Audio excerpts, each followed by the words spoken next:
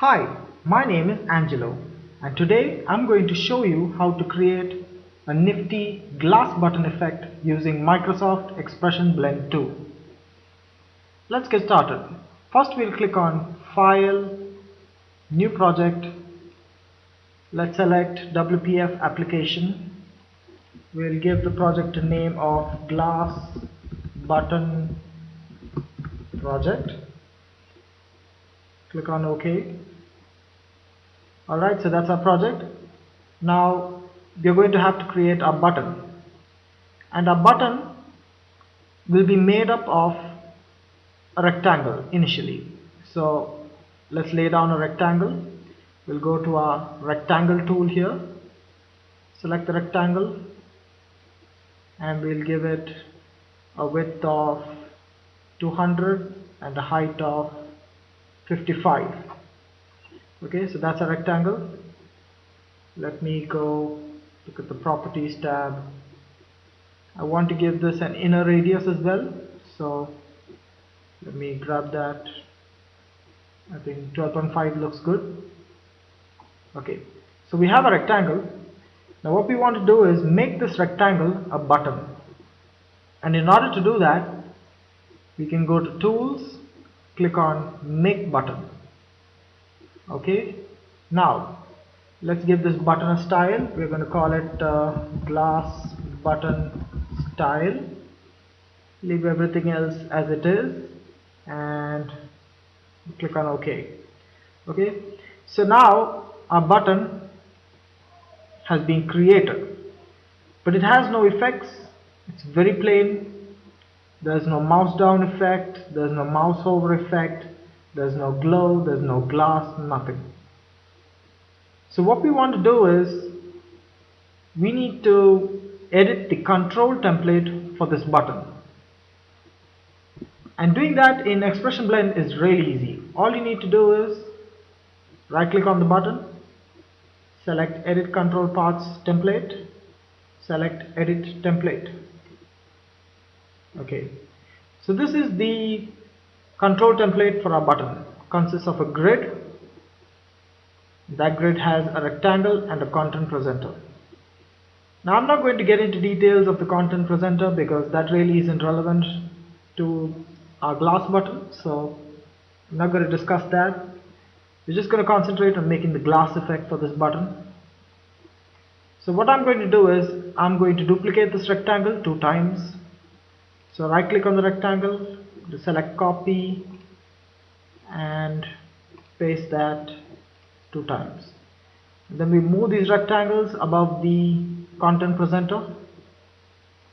Okay, now the first rectangle is going to be the base color for my button. Okay, so I'm going to right click that and rename it. I'm going to call it something like base rect. The second rectangle is going to be the glow color, the glow effect in my button. So I'm going to right click that and rename that to glow rect. And this final rectangle is going to be the actual glass in my rectangle. So I'm going to right click that and rename it to glass rectangle. Alright, so now we've got 3 rectangles. Let's start with the base rectangle. Okay, I'm just going to hide the other 2 rectangles. You can hide them here by clicking on this eye button, this eye icon. Just hide those 2.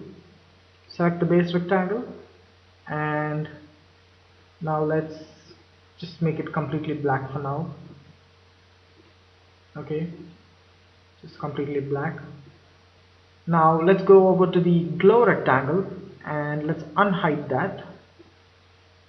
And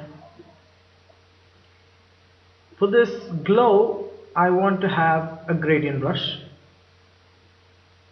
And this is a linear gradient brush, but I don't want that. I want a radial glow. So I'm going to click on this radial gradient button here and select that. And now you can see I have a radial glow. But it's a little too high in my button. I want it a little lower. So I'm going to the brush transform tool, and then I can just bring that a little lower, just drag it down a bit. Okay, that looks fine. Okay, so that's going to be the glow, but there's no color there, so I'm going to actually create the color now. So at this one end, I'm going to give it a powder blue color. Okay, that looks fine. And at the other end, I'm just going to make it completely transparent. Now you can see we've got a really lovely looking glow here in our button. Okay, so now for the glass. I'm going to turn off the glow and turn on the glass. Okay, and let's do the glass. The glass is going to be a linear gradient. Okay, one end of the glass is going to be completely white, and the other end of the glass is going to be completely transparent. And then I'm going to put two more gradient stops here, one at about 30%, another one at about 70%. Okay, we're just gonna move that to make it look like a real glass effect. This looks fine, but I'm just gonna tighten that a bit, make that look like a really neat glass effect. So you can see we've got a little glass effect going here. Let's since it's glass, it shouldn't be completely opaque, so I'm going to reduce the opacity to about 80%. Okay, so we have a glass effect here, and if I turn on the glow, this looks pretty cool. This looks very nice actually, but this isn't exactly what I'm going for. So I'm going to give it a real glass effect.